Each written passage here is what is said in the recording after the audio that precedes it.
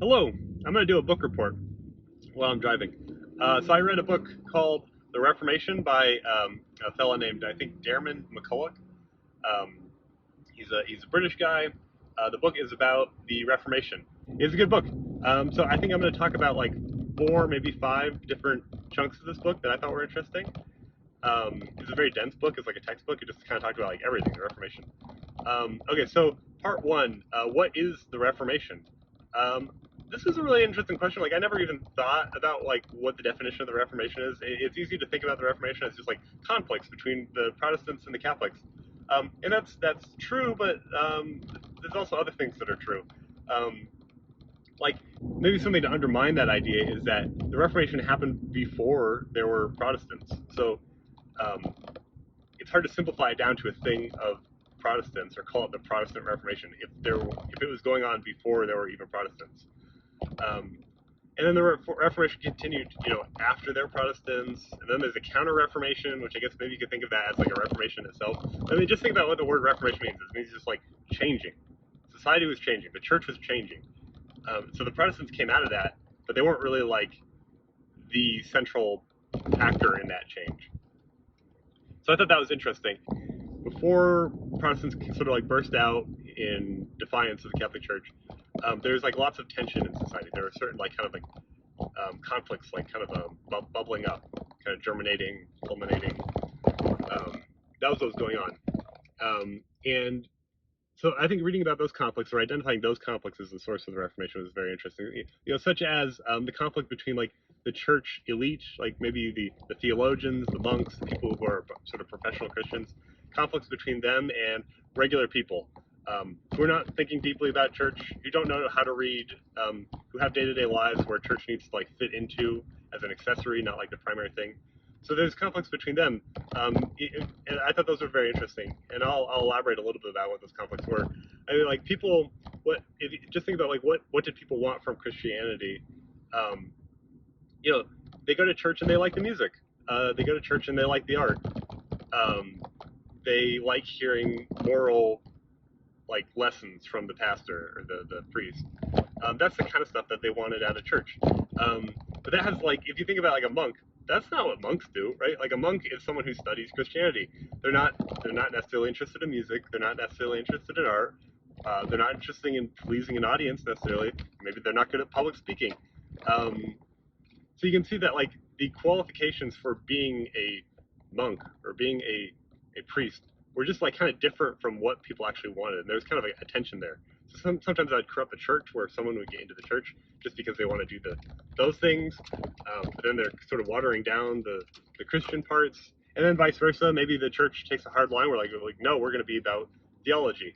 But then people are kind of unhappy. They're like, what's this church thing doing for me? It's not interesting. It's just all these technical theological questions I don't really know or care about. So I thought that stuff was interesting. I mean, another thing that people wanted from the church, which I thought was interesting, was people didn't seem to have any sense of like individual freedom back then. Um, like like today in society and politics, some people will say like, leave that person alone, or like they should be able to do whatever they want. It's none of your business. Like those are like, I'm not saying that's like a correct point of view or anything like that. I'm just saying like that is a common point of view. That is a moral sentiment people have. But it doesn't seem like anyone had that back then, back in the Reformation period. People wanted the church to be in everyone's business. People lived in little communities, and they wanted there to be like a community center where there was like wise, moral elites who were just in everyone else's business, and they liked that the church did this. This is what people wanted. So I thought that was kind of interesting, and also like the church provided that, right? Like if there was no church around, like they would have to find something else to do that kind of thing. And but you can see how that's not really like that's not the business of the church. Like if you were like a person who just really liked theology, like it's not obvious that you would be that kind of person who would just be like a police officer into everyone else's moral business. You wouldn't be like looking around to see who's cheating on who or anything else like that. It's just a different kind of thing, and so there's conflicts between that. And that also brought like the sort of notion that the church would be like kind of a moral police in the community. Um, that brought them into conflict with like local government, right? You can imagine that like the local government thinks of it, like they're the ones who should be policing what's going on in society. They should be managing inheritance and who's married to who and who owes what money to so and so. But then the church like is also stepping into those shoes, and now there's like a conflict between the local government and the church, and maybe the king doesn't like the church anymore because he wants to be doing those things. So those were the kinds of conflicts that were like building up in society before Protestantism even became a thing. So I thought that was interesting. Oh, also one thing, saints. You can kind of see saints as like a manifestation of this. Is where people really liked saints. They really liked having their own kind of personal saint they could pray to. If you had a job, you'd have a saint. Like if you lived in a certain place, you get a saint for having for living there. People liked having saints, and so the church kind of also became an industry of like authenticating or officiating who was what saint, and that's something people liked. But if you kind of like read the Bible, or if you're like a purist about Christianity, like nothing's really obvious that would be what Christianity is all about. So some people would think like, oh, Christianity is getting watered down because we're into saints. Other people would think, oh, Christianity is so good, I get to have a saint. And so those kind of conflicts were just kind of building up in society. And I'm at the post office now, so I'm going to do part 2 when I get back. Okay, part 2, Martin Luther. So I kind of feel like Martin Luther's like the bad guy of the Reformation. I didn't really have that point of view until I read this book. And I don't think the author is trying to make Martin Luther out to be the bad guy. Let me say what Martin Luther didn't do. So I think we all understand like the story of Martin Luther. He was a monk. He had like 95 theses or something like that he wrote up on a piece of paper, and then he nailed it on the church door. And these were basically like complaints or criticisms of the Catholic Church. I don't really know much about that particular event, but I think that's a real event, and I think that's what people understand. But what Martin Luther didn't do was he didn't like introduce a bunch of fresh ideas to society. It's not like Martin Luther said like, I don't like purgatory, and people are like, what? You don't like purgatory? Like, what's this all about? And then some people were convinced, and some people weren't. Purgatory. The church didn't start off with purgatory. Like they kind of had to develop this idea. It's not really in the Bible. It's sort of like an evolved doctrine that exists to solve certain questions and problems in society, such as if a little baby dies, does it go to heaven? That's kind of in conflict with the idea that you need to like profess faith and you need to be baptized to go to heaven, which a little baby can't do. So the purgatory kind of existed as an answer to like what happens to like a little baby or someone who is good but didn't ever learn about Christianity, like maybe Aristotle or something like that. They didn't really people. I think this is my belief. I think people didn't like the idea that like someone innocent and good but maybe not Christian would go to hell, but they also couldn't say they go to heaven. There's other problems too with purgatory, like if someone dies, do they face judgment by God immediately, or do they wait until final judgment, which is described in the Bible? If they have to wait, where are they waiting? Where are they? Purgatory is the answer to that question too. So those are like purgatory is an evolved doctrine that evolved to solve people's needs, right? Like people had these questions, they needed answers to those questions, and so purgatory was the church answer to these questions. But Martin Luther goes out there and he suggests that there's no such thing, or that it's a crappy idea. And of course, he's not the first person to think of this because they invented it. So there's a time and place where people didn't believe this, and they had to develop it, right? So there's a debate. There's an evolving debate in the church for over centuries about what this idea is, and is this part true? Is that part true? Is the whole thing even true? So he wasn't the first person to say that purgatory is not a good idea or it's not true. He didn't do that when he nailed his theses on the church door. He didn't introduce fresh ideas. What Martin Luther did do is he crystallized all of the conflicts that were going on in society, all the little tensions that were just kind of evolving in people's minds and between different people. He crystallized all of them as into being, are you with the Pope or are you against the Pope? Every issue kind of became like, are you going to go with the Catholic Church, or are you going to go do the right thing? Are you going to do a separate thing? I guess I can't say it's the right thing. Martin Luther called the Pope the Antichrist, so he was very very pointed and very how do I put it, like conflict oriented about Christianity. That doesn't seem like a good thing in my view. That's why I'm thinking like Martin Luther's a bad guy, because before these were just conflicts that people were resolving. They were talking about them, I think, in some level, maybe like locked up inside monasteries or something among some elites. But you could imagine after Martin Luther makes this big splash and he blames the Catholic Church for all these bad things and all these mistakes, you can imagine that after that, it's somewhat difficult to openly talk about things, because if you question a doctrine of the Catholic Church, which you might have been able to do before politely, now all of a sudden you're sounding like you believe in Martin Luther, and who's the enemy of the Catholic Church. And you don't want to sound like the enemy of the Catholic Church if you want to belong to the Catholic Church. So, after Martin Luther did what he did, things just kind of fell apart. People became openly hostile to each other. So I think I don't know, that doesn't seem like good development to me. Yeah. So not only is that in itself like not a good development, to just make people just openly hostile to each other, or to be the catalyst in that unfolding. This is where things get really despicable to me, and I just feel like, ooh, that's not a good way to be. Martin Luther, he was very effective at undermining the Catholic Church, at criticizing the Catholic Church. You have to understand, like, what he was criticizing were like doctrines. They were answers. They were ideas. They're ideas that the Catholic Church rested on, but they were ideas nonetheless. They were answers nonetheless. And when Martin Luther criticized them, the questions are still there. Like the motivation, the animus behind these thoughts and ideas are still there. They still need satisfaction. And so people naturally started turning to Martin Luther to ask him, okay, so if there's no purgatory, then where do souls go when they die? They go to heaven immediately with all the stuff in the Bible about the end of the world and final judgment, where everyone will get judged. How do you answer this? And Martin Luther just didn't have good answers to any question, which seems really lame to me. It seems really lame to just like chop the church down, but then like have nothing good, nothing even different to replace it with. So this played out in other ways as well. Like my feeling about Martin Luther is like best depicted in how he felt about the Eucharist. The Eucharist, if you don't know, is like it's literally like a cracker or like a piece of bread, but in Catholic churches they eat this during their service on Sundays, during Mass, and it's supposed to represent the body of Christ, and this has a lot of significance to them. And it comes from a story in the Bible where Jesus was talking to his followers, or he's with his followers, and they're eating bread and drinking wine, and he said, "This is my body and this is my blood," referring to the bread and wine. Because of the story, there is a tradition in Christianity that you eat the Eucharist and you drink wine, and that symbolizes. To be honest, I'm not quite sure what it symbolizes. I don't want to speak to their religion or what it means to them, but I think it represents something about accepting Jesus Christ. That would be my assumption on that.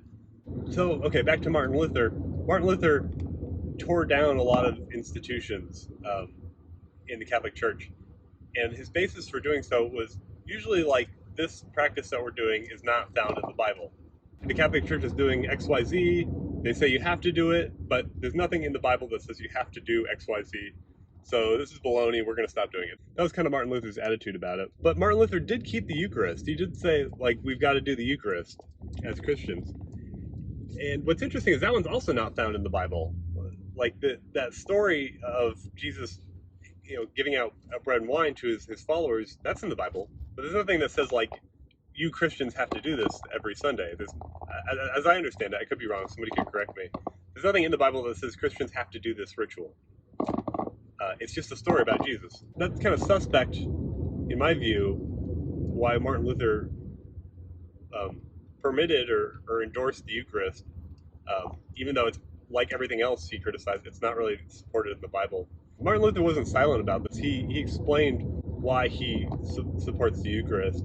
Martin Luther appealed to a doctrine called sola fide, which is, I think it's Latin or an abbreviation or something for by faith alone. So the idea is, like, if you have faith in God, if you have faith in Jesus, then you will just know. You will just know what is right and wrong in your religion. You will just know that you have to accept the Eucharist every Sunday, or you will just know that that's what it means to be a Christian, to accept the Eucharist every Sunday. You'll just know. If you have faith, you'll just know. That's what it means to have faith. You'll have faith in something, and the something will be what you believe, which is that you will take the Eucharist. Sorry, I don't mean to simplify faith. I know faith is a very deep subject, but in practical terms, which may be the worst terms to talk about something theological, but nonetheless, in practical terms, if you have faith, then you will know. But it seems somewhat arbitrary. I'm not saying it's theologically wrong. It's just Martin Luther's like appealing to people, and because he's appealing to them, he's also appealing to their intuitions. And I don't believe that's intuitive to a great number of people that you would just the Eucharist is just what you would do if you're a Christian, as opposed to any of the other things that Martin Luther tore down. So it seems kind of flimsy to me, but it's okay to have a flimsy argument. The real problem is that once once this like once this basis for Christian belief kind of broke loose, that like if you have faith, you'll know what's right and what's wrong. You can see like the consequences were really chaotic, because if you have like an audience of like 100 people and you say like, listen, the truth is just what you know, right? It's like it's what you believe. It's your faith. You know what's right. If you told that to 100 people, what do you think they're all going to think the same thing? Like, no, absolutely not. Like they're gonna feel the freedom and entitlement to believe whatever they find to be intuitive, which is not going to be the same thing between people. Martin Luther's standards for criticizing the Catholic Church were just really different from the standards he established about like building up your own Christian belief system. So far, I'm just talking about like the ideas and arguments, but you can see how this would play out socially, about practically. You have a bunch of people in Europe. Many of them are now hostile to the Catholic Church, and they're all given license, at least from Martin Luther, that they can believe what they want by faith alone. And so they just go hog wild with all their own crazy stuff. None of them get along with each other. None of them get along with the Catholic Church. Now the Catholic Church is super offended by all the crazy things people are doing. There's just havoc, and this is an incredibly bloody time in European history. I mean, I think like a quarter or a third of the people in like within the border of what is today Germany like were killed, died. So people were not nice to each other as a consequence of these issues.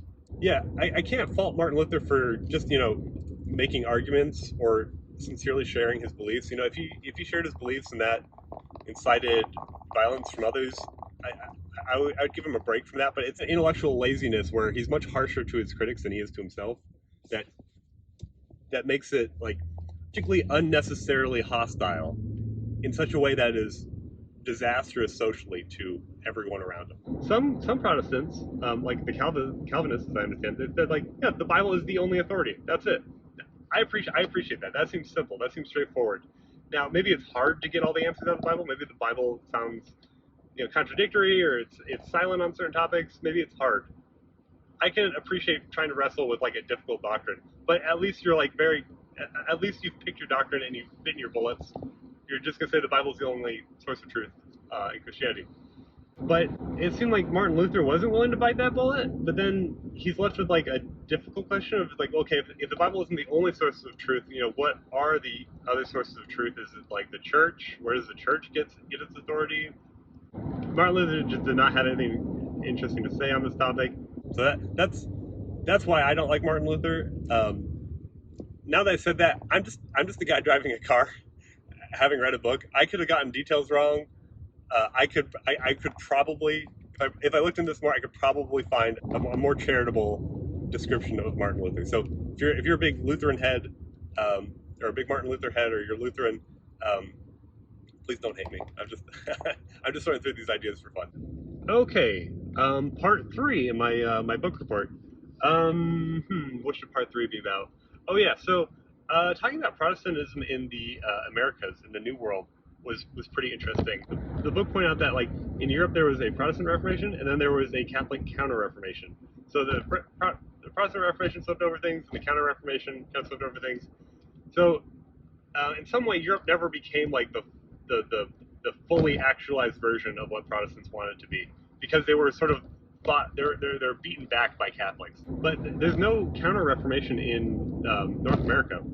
So in some way, Protestantism in the United States of America is like the purest representation of what Protestantism was going to be, or what it was trying to be. I just thought that was kind of interesting in itself.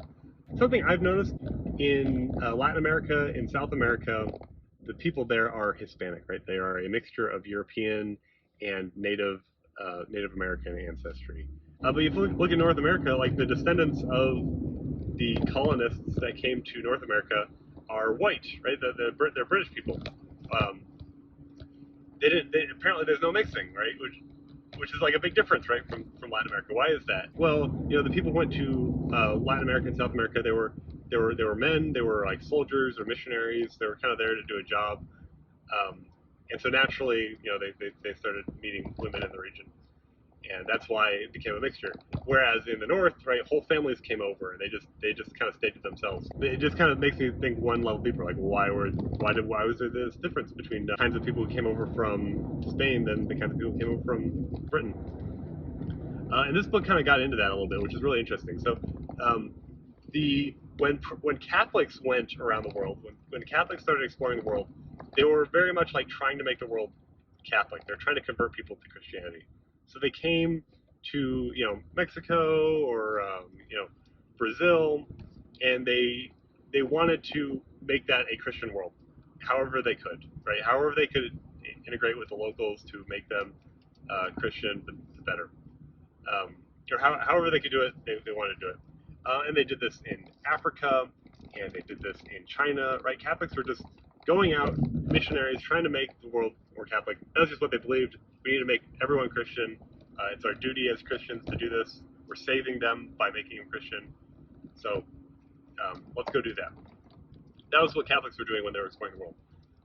But Protestants, so this was interesting. I didn't know this about Protestants during the Reformation era.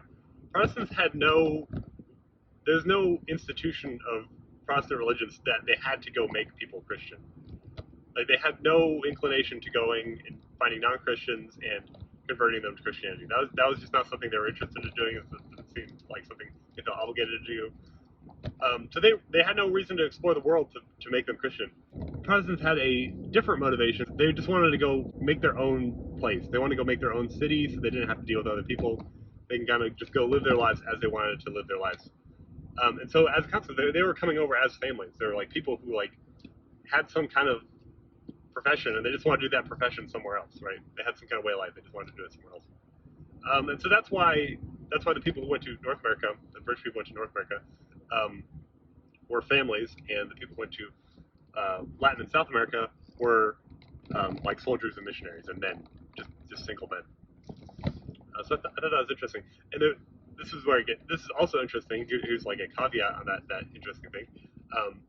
There was one exception that Protestants had to conversion, and it was Jews.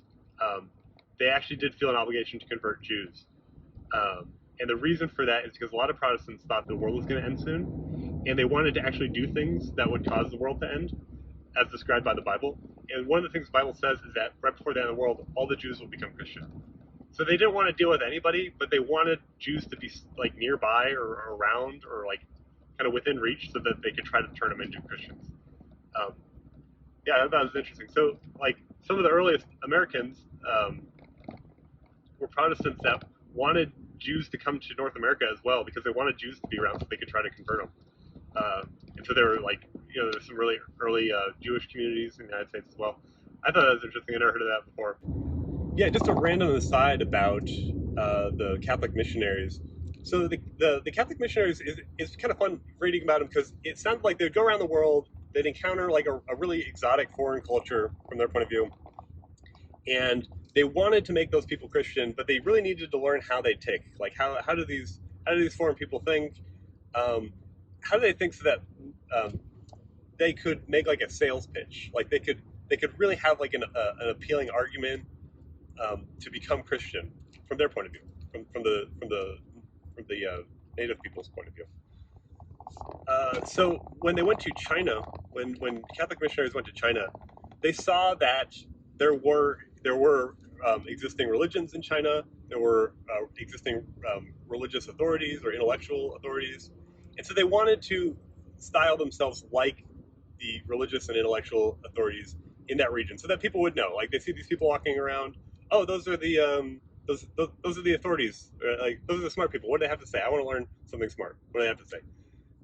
So the Catholic missionaries went to China and they saw that there were Buddhists, and the Buddhist monks dressed a certain way. As I understand it, they wore robes, and they're, as I understand it, also they're kind of grubby, like they're a little bit like hobos a little bit.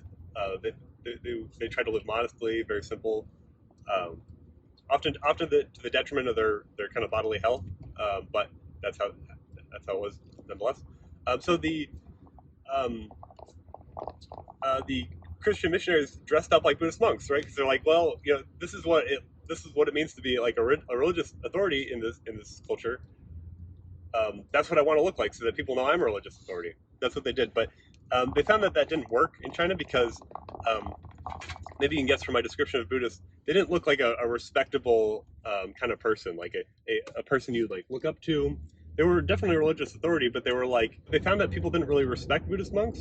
Like you can imagine based off my description, like Buddhist monks seem they seem very lowly. They seem like beneath, not like normal people, right? Just because of how they kind of carried themselves, what their religion required of them. So that wasn't very appealing. It wasn't very appealing to be a Buddhist monk in China. It wasn't very persuasive for Christians to style themselves as Buddhist monks because Buddhist monks were just not persuasive generally. So then they moved on to the next thing, and they saw that there were Confucius scholars also in China, and Confucius scholars looked very noble. As I understand it, they were very elite, and they had a very particular way of dressing. So then Christian missionaries started dressing up like Confucian scholars. And I don't know if that worked, but I just thought that was interesting. That was kind of like how they went around the world trying to appeal to people.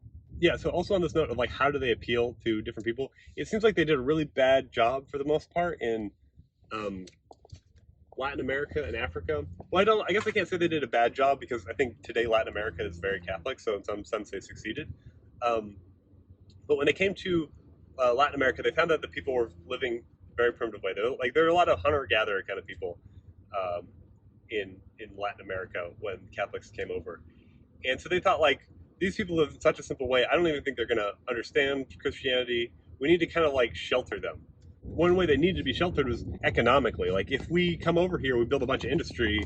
Like, these people are going to end up basically as slaves, kind of. Like, they're not going to work. Like, their labor will be useful, but they're not going to have any like leverage in society. We'll just be using them to do agriculture or mining or whatever. That's not going to be nice. We don't want to do that to them. We don't want to ruin their precious innocent way of life.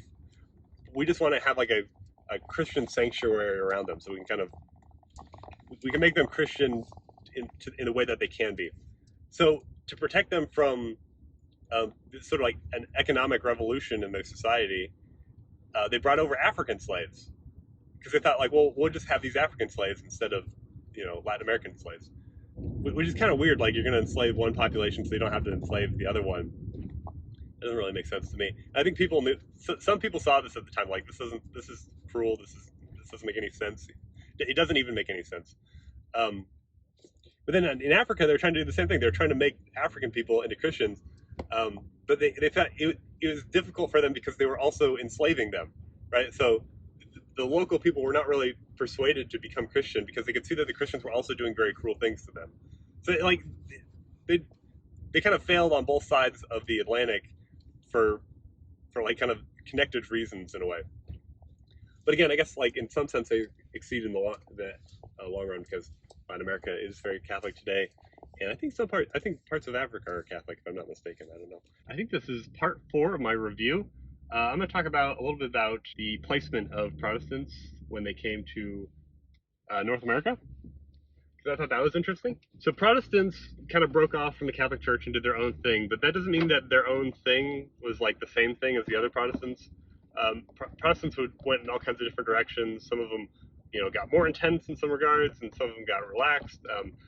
Most notably, the Puritans and the Quakers seemed like opposite ends of the spectrum. Where the Puritans, are famous for being morally judgmental and kind of wanting to, judge each other and condemn each other for sins. I think they had a rule in Puritan communities where you couldn't live beyond a certain distance from like the community center because they didn't want people like too outside of the view of the community.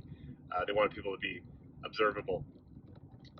Whereas the Quakers kind of had more of like a live and let live point of view. They had those kind of feelings. They just kind of believed in individual expression and freedom and things like that. So they're very different kinds of Protestants. They didn't really get along with each other, but they both wanted to move to the New World because they didn't have like a place to call home in Europe. The Puritans, for example, they went to Massachusetts and they founded their own community. It was like one of the most literate and educated communities in the world at the time because I guess Puritans were pretty educated people, and they went to the New World, and that they were the only kind of people in that community. So they're a very highly educated community. But when the Quakers came along, the Quakers also wanted to come to the New World. They took a stop in Massachusetts, and the Puritans didn't like them. And in fact, I think they killed some of them. They might have hung them up. They just didn't. Yeah, they didn't get along. So I think the Quakers moved further west into like Pennsylvania, where I am right now. And yeah, that's how things went. There were some Anglican communities further south, like around Maryland and Virginia. So yeah, I think that the Anglicans, like the other Protestants that came to North America, to kind of form communities where they can kind of do their thing and not be bothered by other kinds of Christians in Europe. The book kind of talked about the future of some of these communities in North America, where some of these communities, such as the ones founded by the Quakers, kind of had this like point of view, like everyone's welcome, like we're gonna have our community where you can have any kind of religion you want. Welcome to our community. Feel free to come. You could be Jewish. You could be a Native American. Doesn't matter. It doesn't matter what your kind of Christianity. You're welcome.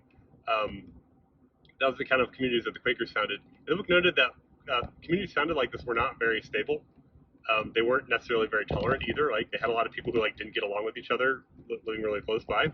It pointed out this irony where communities like the Puritans or the Anglican communities in the South that were like officially like, nope, this is a Puritan community. That's what it means to be a part of this community. You got to be Puritan or you got to be Anglican or whatever. They were sort of like more stable societies, and they almost became more hospitable to other points of view simply because they were stable, simply because it was a place you could go. You can imagine like if you were, I don't know, say you weren't Anglican, you want to go to the Anglican part of town. That you could do that. I mean, maybe you wouldn't be the most welcome person there, but like you could. There's a place for you to go. Whereas for the communities like the ones that the Quakers founded, they couldn't even maintain themselves as a community, right? Like you couldn't. If you were a Anglican who wanted to go to the Quaker community, the Quakers welcomed you, of course, but you couldn't even go there because it wasn't even a real place to go to. It wasn't a functional community. It wasn't safe. It wasn't stable. Things like that. So I thought that was kind of interesting. Yeah, I think that's all I've got to say about that. Part 5 of my review of The Reformation by Diarmaid MacCulloch. He talked about like the way that marriage and sexual relations changed during the Reformation era. And I thought that was super interesting. This is the stuff that I've never heard about, never thought about before. But let me just start at the beginning of Christianity. So at the beginning of Christianity, I think like the OG Christians, they practiced celibacy, and in their view, you should be a virgin. You should just be a virgin permanently. I don't know why, but that was their view of Christianity.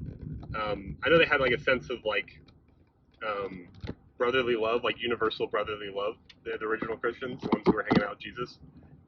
So I think maybe they felt like, I'm just taking a guess, I don't really know, but maybe they felt like if two people get together and they form like a relationship, that they're like kind of taking a preference of each other over the community as a whole, or maybe it's like destabilizing. Like if two people come together, it's just like it's going to cause commotion or jealousy. I don't know.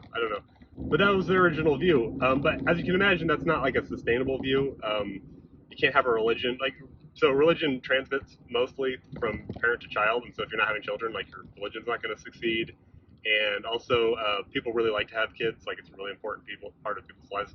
So you can imagine that the original Christians had to start making some compromises, and that's where marriage came into Christianity. That was their compromise. Like, okay, if you're gonna be fooling around, you might as well just pick one person and fool around with them exclusively. That'll be like the most stable thing. That'll let you have some kids. You got to pick one person, and then you're with them. That's your commitment. You made a promise to them, and that's what we're gonna tolerate. But I think like toleration is the key word there. Like the original Christians didn't like approve of it. They just thought like, well, this is the best thing you can do if you are going to sin. Their view was like virginity was like the ultimate. That was the ultimate moral value, and marriage was a compromise moral value in a sense. Like it was sort of inferior to virginity as a moral value. What was interesting is over time that evolved. Like marriage became like it became very pious to get married. It became like it viewed as a holy thing. Like this is God's intention that we get married and we have kids. That was kind of how Christianity evolved into thinking about marriage. And so virginity became, they kind of switched. Like the ultimate value is marriage, and the sort of inferior instrumental value is virginity. Like, you should be a virgin and you should be celibate so that when you get married, it'll be like a good marriage. That was how things changed. So I thought that transformation just sounded very interesting. And speaking of fooling around, the book notes that at the time of the Reformation, we have like records of like what people were sermonizing about, what were priests and pastors talking about on a regular basis when they're talking to their congregations. And the book noted that like a lot of it had to do with fooling around. A lot of it was saying like you young people, like, don't fool around too much. If you're gonna fool around, like, it better be with you better get married so that you can fool around. Like, messages like that. It's interesting is like we don't have a lot of records of people fooling around, but we have lots of records of people complaining about others fooling around. So maybe people fooled around, but it's just like a secret, like they weren't telling anybody. Maybe they probably pulled that off, right? I believe that. The book was also very interesting about like what was marriage at the time. It was sort of different than what I thought. Church leaders knew that young people were fooling around. They didn't condone it, but they knew it was happening. And the church's view was that kids or young people were married once they had fooled around. Like once they had found another person and they were like they were in a monogamous relationship with them. That was when they were married. They were not married when the church like put their stamp of approval on it. That's what I thought was really interesting. Like today we think of a marriage as like an event. When you go to the church, when you're in front of the altar, when you say your vows, that is when you're married. But to the early church, marriage is just whenever you had come together with another person. And the church only sort of recognized that or celebrated the fact after the fact. Marriage is a little bit looser. It's something that like people were kind of figuring out on their own in their private lives under sort of the judgment of their community. But it wasn't like a thing that the church like created or authorized. Yeah, so I thought that was interesting. And the book also talks about how, marriage changed during the Reformation. When Protestants kind of broke loose and started doing their own thing, they naturally came up with new ideas. Some of them got more conservative, some of them got less conservative. It's during the Reformation that Protestants started kind of inventing the idea that marriage starts when you are married by the church and not when you are fooling around. And so, as a consequence, you should not be fooling around until the church says you're married. That was what developed during the Reformation era. So that was interesting because I've met Christians who hold views like that. I didn't realize that their views are so new, right? Like it's a conservative view to me, but it's not conservative because like people thought this way for trillions of years. It's conservative because people thought this way for 400 years. I just thought that was interesting. It also made another interesting observation about marriage, which is that when people get married, they say something like "till death do us part," right? That's the classic phrase when you're saying your vows. But today that means something really different than it did back then because people die so differently now. Most everyone today reaches an old age, right? And so they reach 70 years old, 80, things like that. But back in the day, the rate at which people died in their 30s or 40s or 20s, especially a child, like lots of children died, was really, really high. I think people exaggerate how high it was, but it was higher. It's higher than what we experience today. So the notion that your spouse would die through the course of your marriage was like a real part of your marriage. Well, one of you was likely to die before you reached an old age.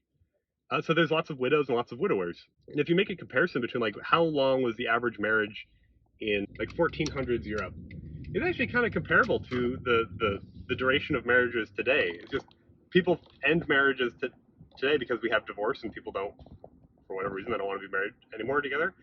And back then, people ended divorces because one of them died, and they would have to go find a new partner. So I thought that was interesting. Just again, it's one of those things where it's like my understanding is like the conservative view.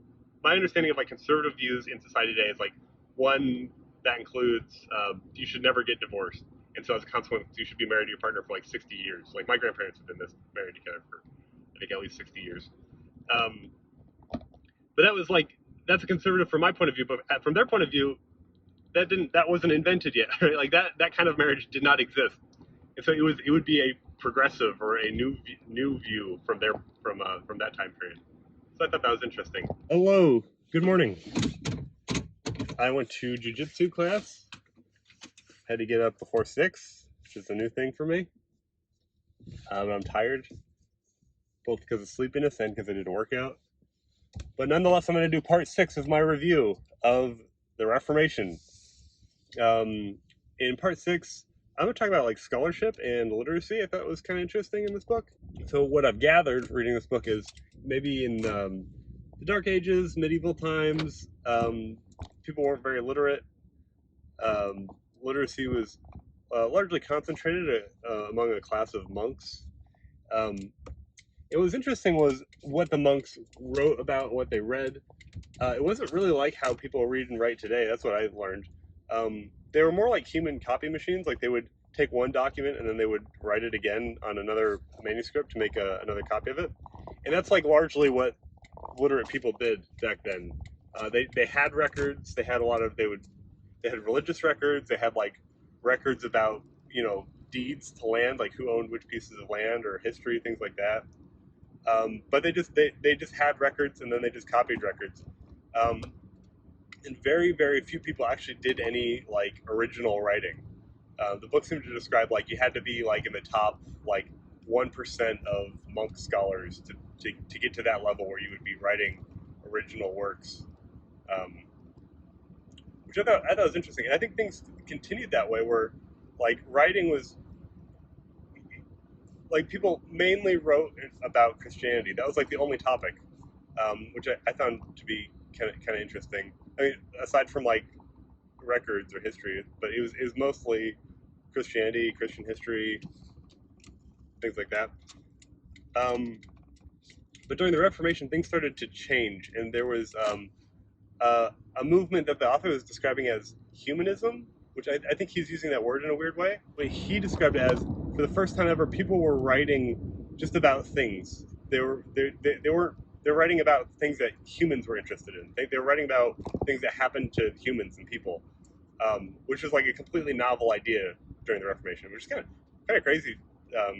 I think about like it never occurred to anyone to just like write a novel or something like that, or just write about the topics of the day. I guess people must have because we have novels and histories from the past, but that it was such a small part of writing in Europe for so long, I thought was really interesting.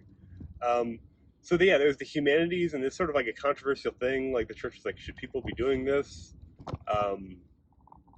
And it seemed like the Catholic Church took a position of endorsing it roughly, because the Catholic Church kind of like it employed people who could read. Like that was a valuable skill to the Catholic Church, people who could read and write, because they did religious manuscript things like that. So at first they thought like, oh, if we can train up a bunch of people who can read and write because they're interested in writing about secular philosophy, that would be great because we can employ those very same people to write about the Bible or something like that.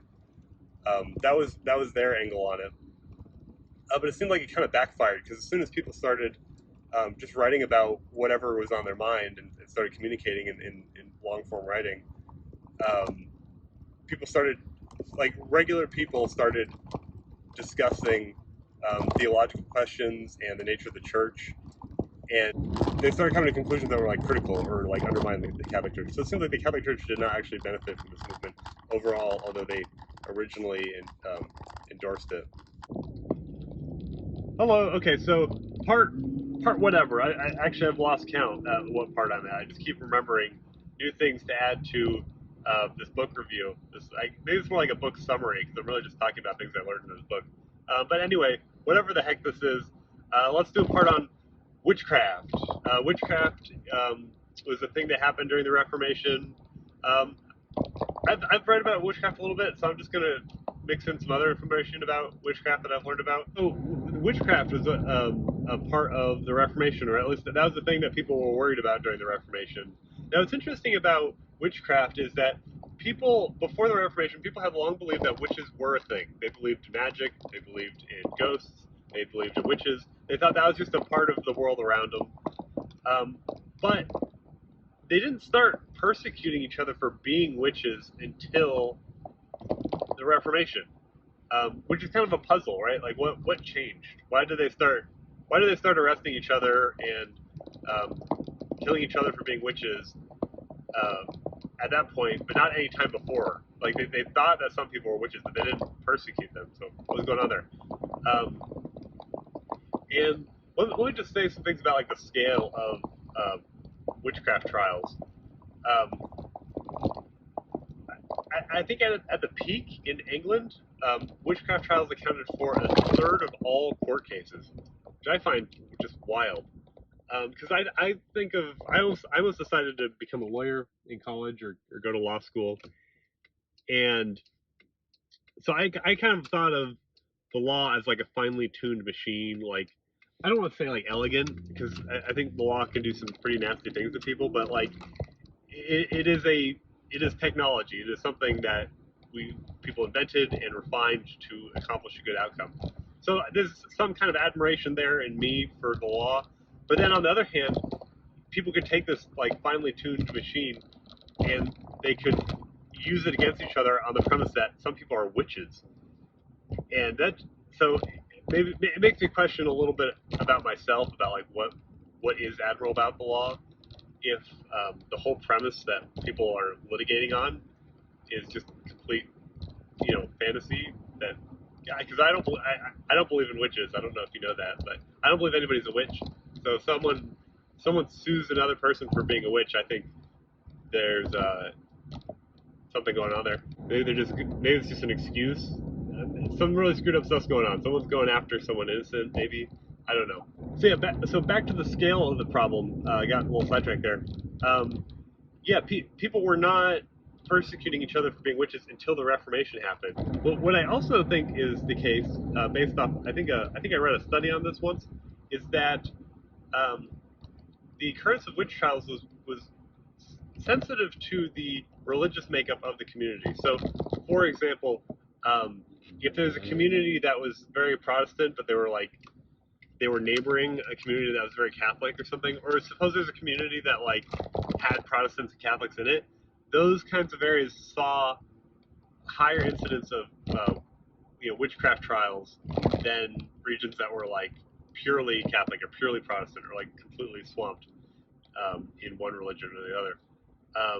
So all this adds up to a picture that's kind of screwed up. In my view, maybe you feel the same way. Just that it seems like people were just going after members of the community that they didn't like, and they're using witchcraft as an excuse to do so. So there were something about the Reformation. The Reformation happened, and then people got very sensitive about the religious position of their neighbors, especially when they were in areas where people were taking different religious positions, whether they be Catholic or Protestant or whatever. And maybe what happened was that motivated them to just start going after people they didn't trust in the community anymore. Maybe they were worried about trust in their community due to the Reformation. And so witchcraft is just a baloney excuse to do that. They didn't like someone because maybe the person was antisocial, I don't know, one reason or another, and then they come up with some excuse like, they turned into a frog. I saw them do it, and then I got sick the next day, and so they're a witch. Anyway, I don't want to judge these people. It's just interesting history. But I did learn. So there's more interesting stuff about witches, which is that witches were doing a kind of magic according to Europeans at the time. Interestingly, some communities thought there was such a thing as good magic, like healing magic, something like that. So some parts of Europe sort of tolerated magic. They thought like, oh, magic, that's just, it's a means to an end. You can be a witch or you can be a good person doing magic. We'll have to judge you, case by case. Other regions of Europe thought that magic is just evil. It's just like, that's the devil stuff. You shouldn't do any magic. It's unnatural. It's evil. By now, you know that I don't believe in witches. If you could have assumed that from the start of this, I've said it explicitly. I don't believe in witches. And so it's fun to think of ways in which witches might have been real in Europe, or like some interpretation of what a witch is, maybe is real. But what I was astonished to learn about in this book is some people self-identified as witches. Some people were like, "Yep, I'm a witch. I'm doing this." Some people, there are at least some cases of this happening in Europe, and there's some people who were It sounded like they were some kind of like medieval terrorists or something. Like just some witches thought that. It's so funny saying witches because some European people who called themselves witches and believed in witches and tried to do magic. Some people like this in Europe back then would try to spread the plague. Like they thought that they had a recipe for doing plague, and they would make their plague, concoction, and then they would just go around town and smear it on the walls. And this would really happen. Like there were really people who were just, I don't know how they get such a malicious idea in their head that they want to spread the plague. But there are some witches that they're real people who are witches who did this in Reformation era Europe. Um, so I had never heard about that before. I thought that was interesting. And I finally finished my review. I did it. All right, thanks for listening. Maybe I'll do more of these. I don't know. It's fun reading books. It's fun thinking about them. It's fun talking about them. Maybe you'll like hearing me talk about it. I don't know. I don't expect it. But either way, I hope you have a good day. Thank you for listening.